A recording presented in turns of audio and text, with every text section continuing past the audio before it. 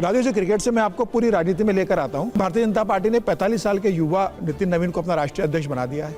क्या आपको लगता है कि कांग्रेस में अब एक युवा नेतृत्व की जरूरत है? प्रधानमंत्री मोदी जब स्पीच दे रहे थे, उन्होंने कहा कि कांग्रेस इतना चुनाव हारती है, लेकिन कांग्रेस अपना समीक्षा नहीं करती। अगर समीक्षा करे तो फिर एक परिवार पर उंगली उठेगी, तो इसलिए कांग्रेस समीक्षा नहीं करती। तो क्या आपको लगता है कि अब समय आ गया है कि कांग्रेस में 80 साल के राष्ट्रीय अध्यक्ष की तुलना की बजाय किसी युवा को राष्ट्रीय अध्यक्ष बनाया जाए? अभी हमारे जो राष्ट्रीय अध्यक्ष हैं बहुत अनुभवी हैं, और जो सीनियर लोग हैं और अनुभवी लोग हैं, उनको आपको डिस्क्वालीफाई नहीं करना चाहिए। उनकी भी बड़ी ज़रूरत पड़ती है। अटल जी जिस उम्र में भाजपा के अध्यक्ष हुए थे, क्या वो गलत निर्णय था? आडवाणी जी अध्यक्ष थे, क्या वो गलत निर्णय था? उसी तरह खड़गे जी हमारे अध्यक्ष अनुभवी हैं और कमज़ोर वर्ग, दलित वर्ग से आते हैं, उनको बनाया गया। तो ये बहुत सही निर्णय, गलत निर्णय नहीं है। और जहाँ तक यंग की बात है, खड़गे जी के पहले कौन था? कोई 80 साल का आदमी था कांग्रेस अध्यक्ष?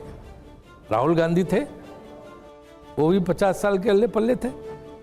तो फिर युवा भी हमने दिया था, अब एक बुजुर्ग भी इधर है। होता क्या है मैं आपको बताऊं, जब कोई पार्टी जीत के सत्ता में आ जाती तो सब उसके गुणगान करने लगते, जी सब अच्छा ही हो, सब वाह वाह वाह क्या कमाल चीज़ है, उसने हाथ हिलाया था, हाँ ऐसा हमारा तो सिर्फ इंद्र भगवान ने हिलाया था, किसी ने आज तक नहीं आया था। और जो हार जाती सब उसको जो है रौंदने लगते हैं कि हार गए। वही जीत के आ जाए तो फिर उसकी तारीफ होने लगती है। तो ये मैं भी पत्रकार 20 साल रहा हूँ, तो ये हम लोगों का एक आदत होती है कि हम हर परिस्थिति, हर सिचुएशन के हिसाब से एक तर्क गढ़ लेते हैं, और उस तर्क को फिर जो है, इसके बाद जब वही सिचुएशन में हमारा तर्क फेल होता है तो हम उसकी कोई माफ़ी नहीं मांगते कि हमने ये कहा था ये गलत, फिर नए हिसाब से बोलने लगते, क्योंकि कोई जवाबदेही जिम्मेदारी मीडिया की है नहीं। माननीय प्रधानमंत्री सलाह दे रहे हैं और आप उनकी बात नहीं सुन रहे। देखिए प्रधानमंत्री जी बात सुननी चाहिए ना आपको, वो तो जीत रहे लगातार। देखिए जो पार्टी के अंदरूनी मामले हैं किसी भी पार्टी के, उस पर सलाह देने का काम बाहरी व्यक्ति को नहीं करना चाहिए। देखिए उनको अपनी पार्टी करना चाहिए। कांग्रेस पार्टी कैसे चले वो थोड़ा बताएंगे, और भाजपा कैसे चले हमें नहीं बताना चाहिए हमारे लोगों को। अजी जी, अभी आपने बहुत सारी बातें आलोचना के तौर पर मीडिया की मैं मीडिया की कोई वकालत नहीं कर रहा हूं, लेकिन ये जरूर निजी सवाल पूछना चाहता हूं, आपके घर में यह चर्चा होती है, क्योंकि आपकी पत्नी भी एक मीडिया नेटवर्क चलाती है, कि आज का मीडिया क्या है, इतना हाइप करता है? बिल्कुल चर्चा होती है। मैं उनको बोलता हूँ कि मत करो, मत देखो ये कैसे कर रहे हो, इसका क्या नुकसान हो रहा, और लेकिन मीडिया तमाम चीज़ों का फायदा भी होता है, वो बात भी होती है। हाँ नहीं, आपने एक यूनिफॉर्मिटी से कहा, मैं समझ रहा हूँ आपकी बात को। हाँ, तो बिल्कुल चर्चा होती है क्रिकेट की बात। मैं अगर ये झूठ बोलूं कि चर्चा नहीं होती है, हाँ, तो कैसे? हम तो जर्नलिस्ट रहे 20 साल, तो चर्चा हो गई। क्रिकेट प्रबंधक के तौर पर आप जय शाह को कैसे आंकते हैं? मैंने जवाब दिया ना कि जो महिला क्रिकेट है उसको उन्होंने काफ़ी बढ़ाया, और इसके साथ साथ जो आईसीसी का रेवेन्यू में जो मेरा शेयर था, हमारा शेयर बीसीसीआई का, वो काफ़ी कम था, जबकि सारा जो 80% है रेवेन्यू वो इंडिया से ही जाता। तो जब आईसीसी में वो गए तो उन्होंने आईसीसी में वो लड़ाई लड़के उस शेयर को 39% कराया 16.5% से। ये दो बड़े योगदान हैं। जय शाह के काम की आपने बहुत तारीफ की, does he make you uncomfortable in the Congress? मैं ये पूछना चाहता हूँ सीधा। देखिए आपके काम के एसोसिएशन के लिए पार्टी का जो नेतृत्व है वो लार्ज हार्टेड और मैग्नोनिमस है। वो कभी इन चीजों में कभी, वो जो काम कर रहे हैं वो आप देखो, हमने याद, आप जैसा की बात कर, आपने तब क्यों नहीं पूछा जब हमारे साथ उपाध्यक्ष अरुण जेटली थे लगातार बोर्ड में, बीसीसीआई में अरुण जेटली जी थे, लगातार हम साथ साथ काम करते थे। कभी सोनिया जी या किसी ने कोई आपत्ति नहीं उठाई, क्योंकि कांग्रेस पार्टी में यह है कि वो राजनीति और क्रिकेट को मिक्स नहीं करते। ये सब इलेक्टेड पोस्ट है जिसमें तरह तरह से लोग आते हैं। ज्योतिरादित्य सिंधिया भी इसमें थे, अशोक गहलोत के पुत्र भी थे इसमें राजनीति में, सीपी जोशी भी थे बोर्ड में, मोदी जी खुद थे। हमने मोदी जी ने साथ मोदी के साथ बैठ के हमने बीसीसीआई की मीटिंग अटेंड की, कई अमित शाह जी के साथ बैठ के मीटिंग अटेंड की, सभी पार्टी के लोग उसमें होते रहे, शरद पवार जी थे इतने दिन तक। तो ऐसी बात नहीं है, बीसीसीआई गुलदस्ता है जिसमें सब किस्म के फूल है, ब्यूरोक्रेट्स भी रहे, पॉलिटिशियन भी रहे, इंडस्ट्रियलिस्ट भी रहे, बिजनेस, इसीलिए सबसे ज़्यादा सक्सेसफुल है।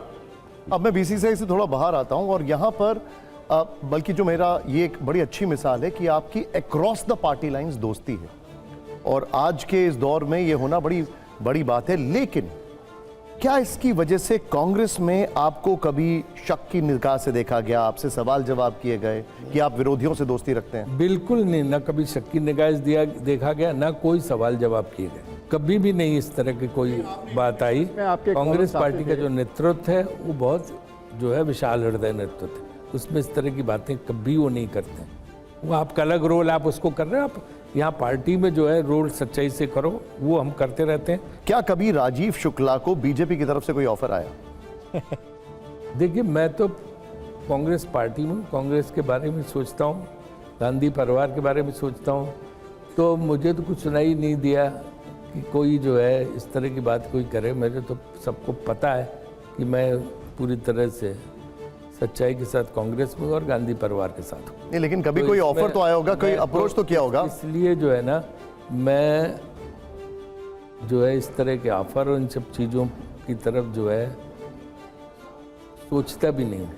लेकिन आया कभी ऐसा कुछ हुआ? मैं बोल रहा हूँ कि मैं सोचता भी नहीं हूँ, है ना, और कोई ऑफर करे तो उस तरफ ध्यान भी नहीं देता हूँ। तो इसलिए जो है ये इस बात को मतलब हमारे सोच के दायरे में ही नहीं आता। राजीव जी, एक राजनीतिक सवाल है, आप महाराष्ट्र से भी एमपी रहे हैं, आपका असेसमेंट क्या है कि कांग्रेस पार्टी का मोमेंटम क्यों लूज हो गया 100 सीट पाने के बावजूद भी, और लगातार जो चुनाव आप लोग हारे हैं राज्यों में, ये क्यों हो रहा है? और महाराष्ट्र में जो कॉपरेशन का हुआ वो तो बहुत ही सरप्राइजिंग रिजल्ट्स थे।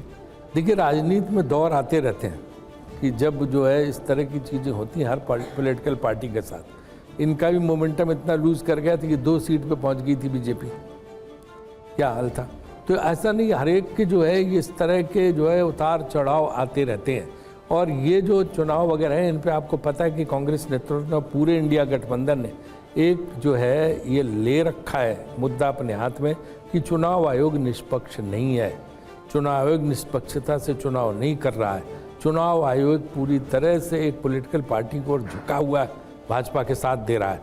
तो जब जो जज ही आपके साथ नहीं है तो आप सोचो कि जो है मुद्दई को जो है न्याय कैसे मिलेगा। सब लोग ये पूछने लगे हैं कि क्या वाकई इंडिया इज अंडर डाउट। हम इस बात के शक में हैं कि इस देश में फ्री एंड फेयर इलेक्शन नहीं हो रहे हैं। ये बहुत गंभीर सवाल है, क्योंकि फिर हर चुनाव इज अंडर डाउट, चाहे वो बीएमसी का चुनाव हो, देश का चुनाव हो, कोई राज्य का चुनाव हो, हर चुनाव इज अंडर डाउट। देखिए, मैं बात बार बार कहता हूँ, संसद के बाहर भी मैंने इस बात पे बयान दी है कि चुनाव आयोग की जिम्मेदारी है कि अगर इस देश में एक व्यक्ति को भी संदेह हो उसकी प्रक्रिया पे, तो ये उनकी जिम्मेदारी है कि उस संदेह का निवारण करें, उसकी जवाबदेही उनकी है। चुनाव आयोग बिल्कुल जवाबदेह है ही नहीं। राजीव जी, जब आप कोर्ट में जाते हैं चुनाव आयोग के खिलाफ, तो कोर्ट की बात तो मानी जाएगी, वो हमारे आपकी बात तो नहीं मानी जाएगी। देखिए, आप इस बात पे मैं जुडिशरी पे कमेंट टिप्पणी नहीं करना चाहूँगा, लेकिन जुडिशरी के इक्विवेलेंट पावर आपने चुनाव आयोग को दे दिए, है ना। तो चुनाव आयोग जब खुद ही एक जुडिशरी के लेवल पे हो गया, तो वो क्यों ऐसा कर रहा है, वो क्यों पक्षपात कर रहा? चुनाव आयोग की जवाबदेही तो होनी चाहिए ना। लेकिन राजीव जी, फिर लोग पूछते हैं कि तेलंगाना, हिमाचल, कर्नाटक में कैसे चुनाव जीत जाती है कांग्रेस? देखिए, जो ये मॉडल है, उस मॉडल में को अगर आपने इतनी अपार वोटिंग आपके साथ हो गई, तो वो जब बैरियर क्रॉस कर जाते वहाँ जीत जाते, जहाँ वो बैरियर नहीं क्रॉस कर पाते वहाँ नहीं जीत पाते।